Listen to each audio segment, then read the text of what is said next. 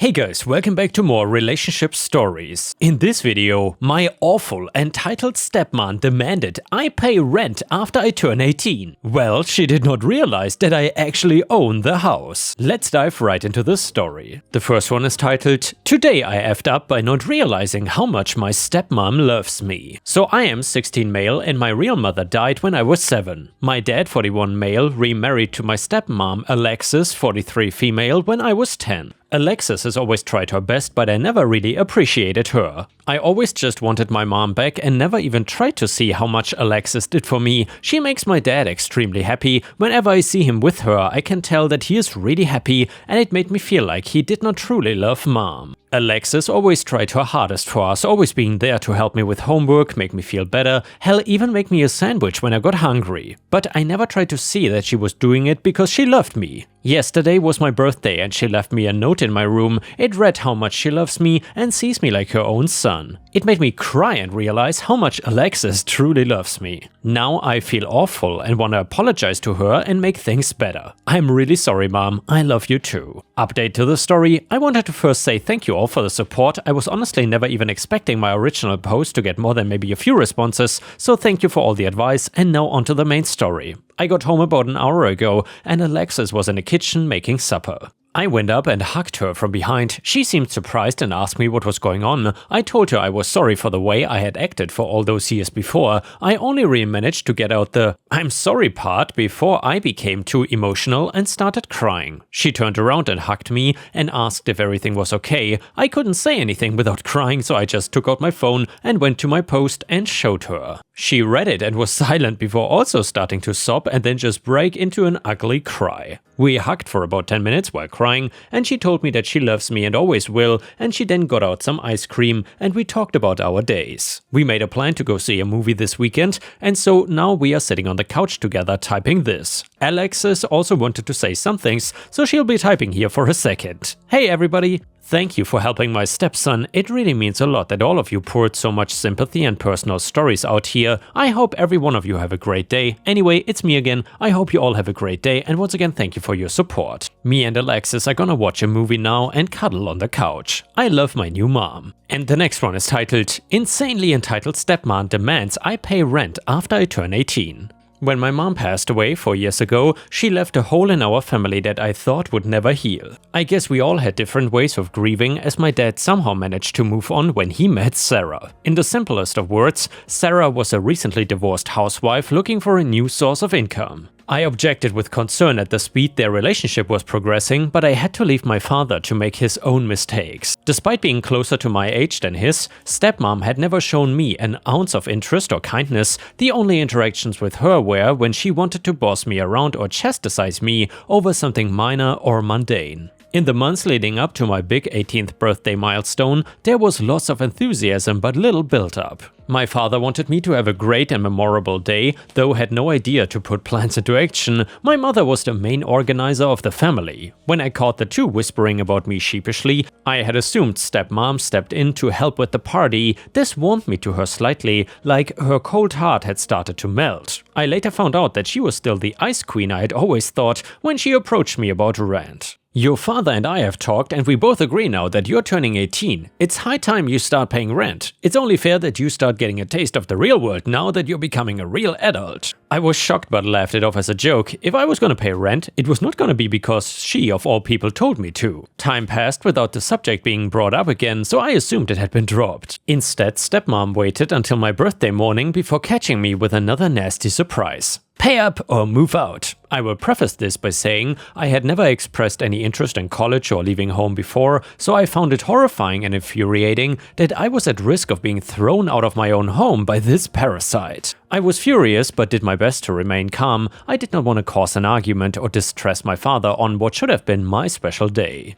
I resolved the situation the best way I could think of by putting it off. I told stepmom that I couldn't pay rent, but I would talk to my father later about it. She suddenly stormed off and I waited expectantly for her to storm back in, dragging my father along. When that did not happen, I followed after her to find her hanging up the phone, and she said she had cancelled the plans she had made for my birthday because I was being too ungrateful. This was the breaking point for my long-controlled temper. I turned to look for my father and tell him about this, only to find him standing silent in the corner, watching on. My father was aware of everything and did absolutely nothing. Stepmom continued her verbal assault, now more confident in the presence of my father, who had already been bent to her will. Despite heated words, nothing was resolved on that day. I eventually walked away and gave her the bitter satisfaction of a small victory. My birthday was ruined and my family was in pieces. The next few days at home were very tough for me. My father could no longer look me in the eye, while stepmom went out of her way to make my life hell. She was trying to force me out, which only gave me more resolve to stick on for longer. She got more creative with her torment, starting by hiding my belongings and blaming me for misplacing them when I asked. Imposing even harsher rules on curfew despite not having a curfew since I was 14. One time she took in my takeaway pizza and ate it while I sat in my room wondering why it had been marked wrongly as already delivered. Stepmom pushed the boundaries of my patience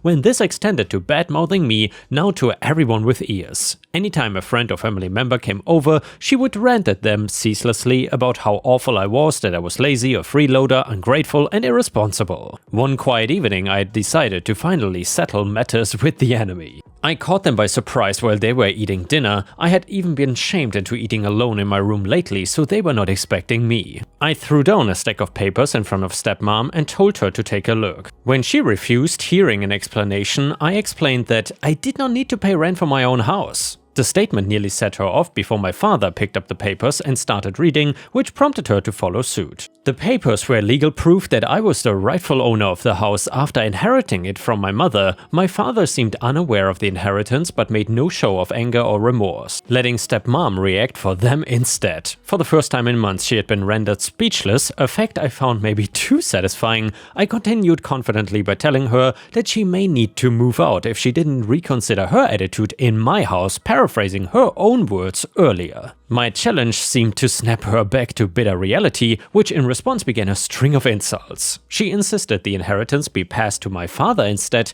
as the real adult of the household, and that I was supposedly acting spoiled for holding this over them. It was ridiculous. When I refused her for the last time, I could see something change in her eyes, like her mind had finally snapped. She crossed the space between us and struck me hard. Her arm swung with a force that nearly threw me off balance. Following the impact, the room felt deathly and awkwardly silent. Everyone stood with mouth open wide, eyes fixed all on her. I was about to break, ready to launch into another argument, when my father beat me to it. His voice was booming, causing everyone to jump at the suddenness and fury in it. I was expecting to be on the end of his temper, somehow with the whole thing becoming my fault, but instead he launched at stepmom, his eyes finally open to all the evil she had subjected me to. She was as equally confused by his betrayal as I had been, but her weak protests fell on deaf ears. After accusing her of turning him against me, he ordered her to leave, which she finally did amidst a stream of tears. He had kicked her out of the house long overdue. With stepmom finally out of the house, my relationship to my father was no stronger than ever before.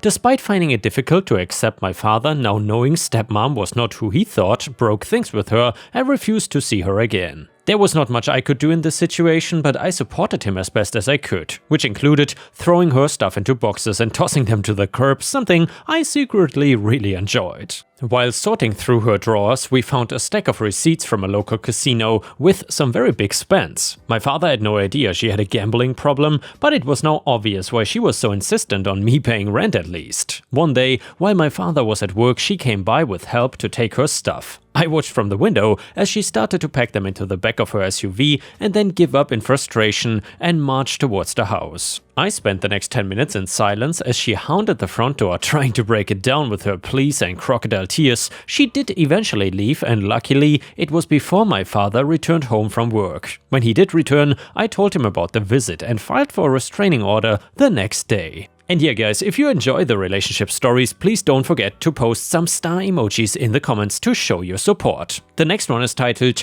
OP ruins his dad and stepmom's marriage by telling her the truth. So I'm a 17-year-old male, and when I was around 9, my dad, 39 male, started seeing a friend of my mom's, cheated on my mom, they married, and they now have 3 kids together. My dad asked for custody and he was granted to have me on weekends. He seemed happy to have me and always tried to include me in everything, but it was kinda weird and frustrating. He even tried to make me call his wife mom and went for full custody several times, since being with his wife and making me accept this new family was more important than spending actual time with me alone, so I stopped going to his house when I was 14. He tried to fight for full custody after my mom started dating my stepdad, who was a nice guy, but I told him to stop. The other reason why I stopped going, I never told my dad this one, is because his wife was so hostile towards me. My dad used to pay attention to me when I was there, so I think she didn't like it that way, and one day just told me behind my dad's back that I was an obstacle to my dad's happiness,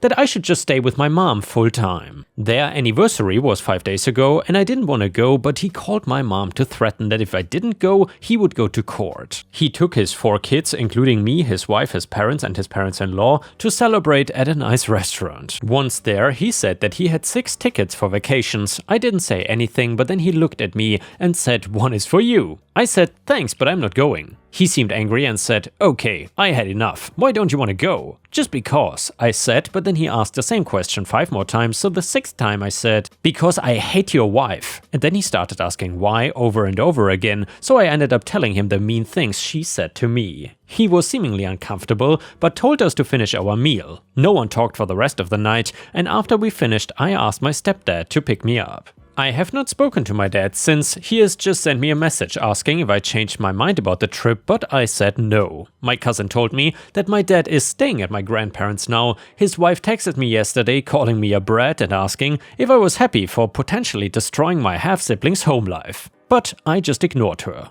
My cousin says that the kids are hurt and crying because my dad is not at home, and she says that I should have just said other things or agree and then tell him later that I wasn't going. Update to the story: well, since a lot of you guys have been messaging me asking about my situation and I'm finally done with my finals, which means I have time, here is an update. I did not show my father the mean messages she sent me, as many of you suggested, because I don't want this woman going around saying that I destroyed her life and all of her crap, so I did not really do it and I won't. That's on her. My dad has been so apologetic, and after a few days I posted here for the first time, he picked me up to hang out. Just the 2 of us. He apologized and even cried for not realizing before what the issue was. He said it was never his intention to make me feel that way. He promised he would never let her get between us again. He begged me not to hate him. I don't know where he got that from. I love him because he doesn't want me to cut him off, since he wants to be there for my wedding and also as a grandpa to my kids, and then he got a little emotional saying how much he loves, etc. He basically promised to be a better father. He asked me if I changed my mind about the trip and I said yes, I will go. It'll be just me, my dad and his kids. It will be in August and I know she is furious for being excluded but has not texted me or anything. So that's it. My dad and I talk more often.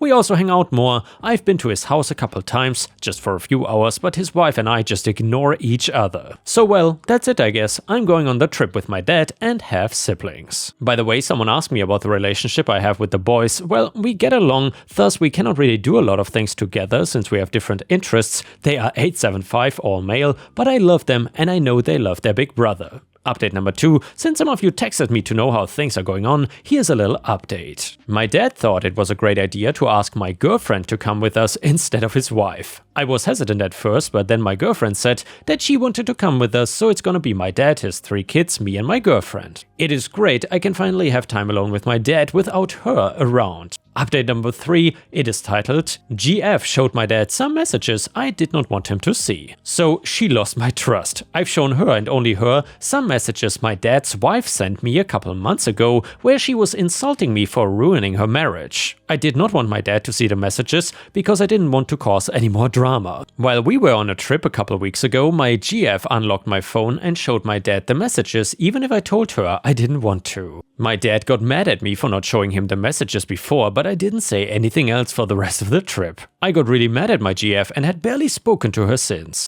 The thing is that my dad and his wife are not in a good place now. Clara has already moved to her parents and my siblings stayed with my dad. According to my dad, this is a break to rethink the whole relationship, but I feel like garbage. My dad seemed so happy before I told him why I hated his wife, and now it has just gotten worse. It seems like I destroyed my dad's happiness, which is worse, my siblings. My dad says this is not my fault and that I'm the one who has to forgive him, but that does not prevent me from feeling like I destroyed their happy family life. I don't think I can trust my GF after this. And yeah, Ripe Stars, I'm curious, do you think OP is the a-hole here or not? If you would have been in this situation, would you have showed Dad the messages? Let me know what you think in the comments. And now let's move on to the next story. It starts like this. So I live in South America and I don't want this story to make it seem like we don't have healthcare down here or anything. I just know that it could seem like that to people in other countries that are under some false assumption that we don't have the same advancements as they do. I was a diabetic, only I did not really know it at the time. Or more accurately, I knew it, but I had no official medical record of it. At a doctor appointment, I was told that I was pre-diabetic and needed more testing. Work got busy and I just put it off for so long it felt less real. I knew that when I was not feeling good, it could have been because of that. I ate the wrong kinds of food, never bought a meter to check my sugars, etc. One day, I got really sick and ended up in the hospital. I took such poor care of myself that despite the doctors trying to get me under control, I ended up in a coma. Again though, this was preventable and totally my fault. I take care of myself now, but while I was in the coma, my neighbor decided to take advantage of it. So I lived in a nice house alone and it was empty, and the guy was known for being a greedy jerk. He was the type of guy that would see you drop money and grab it for himself even if he did not need it. Anything he could get, he wanted, and it did not matter who he hurt along the way. Nice house plus the owner in a coma to him meant that it was found money. He sold my home and dumped all of my stuff when it got sold. Nobody was looking out for the house, so 2 months later when I woke up, I assumed I still had my house. After I finally got to leave the hospital and go home, I thought something was wrong with my brain. Car not mine in the driveway, kids' toys on the lawn, plus my key not working led me to just knock on the door. Man, hello? Me, hi, this is address, right? Man, yes, can I help you? Me, this is my house. I was in the hospital for a few months and before I went in, this was my house. It should be empty. Man, we bought this house and moved in a month ago. Are you sure that you did not lose the house or something? We paid a lot of money. Me, I'm sure you did and I don't think you did anything wrong. Is there a chance that you can tell me who sold you the house? They might at least know what happened to all my things. The man started telling me that he bought the house from my neighbor, and I knew right then it was not my brain that was the issue here.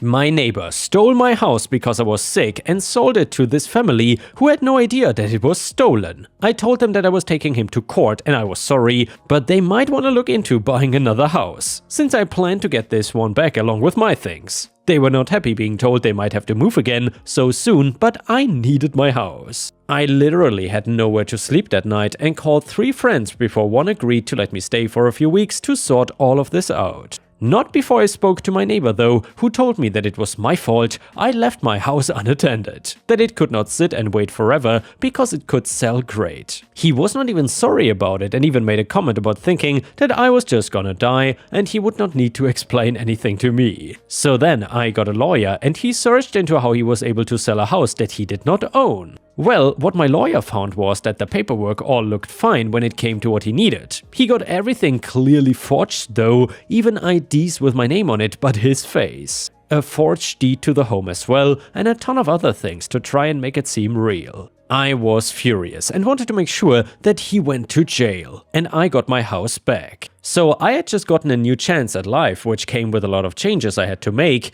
Doing those while not having a permanent place to live was not an easy thing to do. Plus all the stress made me want the stuff I couldn't have unless I wanted to end up back in the hospital or in another coma. So I tried to let my lawyer handle as much as he could without me to lower my stress. The last thing I needed after being in a coma was a heart attack. Things were a little weird because the case of if he was going to jail happened before me suing him for the money. I had to show who I was in order to establish that his paperwork was forged in order to steal my property for a profit. It was forgery, fraud, and with the amount of money made it a big deal as well. And yes, he was found guilty for everything, and in his mind he could not believe that he did not get away with it. He tried to argue the house would have been his anyway, not true, but it did not matter. All the case was meant for is to see if he was guilty or not. And well, he was, so he was off to prison for a decent amount of time. I got to see him for another case regarding how much money he was gonna owe me. Aside from me, I just wanted to point out that he also had to return the money the family paid for the house that he illegally sold. After that, he owed me money for stealing my property and getting rid of all my things, displacing me for all this time and making profit from my land. At the end, he had to pay me the equivalent of $475,000. Money that he clearly didn't fully have on his own because he had to give back all what he made on the house. And when you don't have cash to pay a person back, then the courts will take your assets and sell those to give back the person the money. He had some money as well as his house. In a huge irony, his house had to be sold, and this time I was the one that got all the profits from it, with the added bonus of not being his neighbor once he got out of jail. As for the family, they were upset but understood when they had to move out. I'm really glad they didn't do something like refuse to leave and make even more problems for me. Since I moved back in, I've just been really focused on trying to keep myself healthy and not end up back at the hospital. So far so good on that side of things. I don't know if I will get told when neighbor gets out of jail, but if he ever tries to call me or do something else crazy, I will be sure to tell you all. And before we end the video, we will read one last petty revenge story. It is titled "Police Officer Blocks the Handicap Parking Spot and Gets Wrecked." So this happened years ago. My dad is a paraplegic but is able to drive a specially modified car. He needs the handicapped spot so there is enough room to maneuver his wheelchair. One day, him and I decided to go watch a movie at the local mall, but when we got there, we find our usual parking spot occupied by a police car. My dad decided the best alternative would be right behind the offender. He would not be blocking the road, only that one spot. Well, we proceed to go and watch a movie, had a nice meal at a restaurant and took our sweet time too. About 5 hours later, we decided it was time to head home, and then as we left the mall, my dad hung back to pay for the parking while I went ahead to open up the car to load him and his wheelchair. When I approached the car, I was immediately confronted by a steaming buffalo of a man. He asked me, "Is this your car?" To which I responded, "It sure is." He went off like an exploding rotten whale carcass. He called me every possible expletive his pea-sized brain could summon. As I walked around the car, I saw that he had plastered about 20 parking tickets to the windscreen. It's worth noting that we did not have a handicapped sign in the window at the time. I just calmly let him finish his tirade as I waited for my dad to join me, which happened about a minute later. I swear, the look on his already bovine face made the whole tongue lashing absolutely worth it. He immediately started backtracking and apologizing, trying to cover himself, but the damage was done. Apparently, he was just popping into the pharmacy to pick up something. As he started ripping the tickets off the windscreen, my dad stopped him to ask what he was doing. He tried to play it off, but my dad insisted that he would be delighted to have his day in court for this one. In the end, after some truly pathetic groveling, we decided to let him off with a warning. And by the way, for those calling BS, this was in South Africa in the late 90s. We were well known to the mall security because they would usually assist my dad in getting in and out of his car when he went alone. The police officer would have a hard time explaining to the towing service why he was parked in a handicap spot, especially if the mall security was around to vouch for my dad. And also, this was before cell phones, but with cameras. And yes, the cop would have to explain the tickets that he withdrew, but we never followed up. Thank you so much for watching, and I will see you again tomorrow.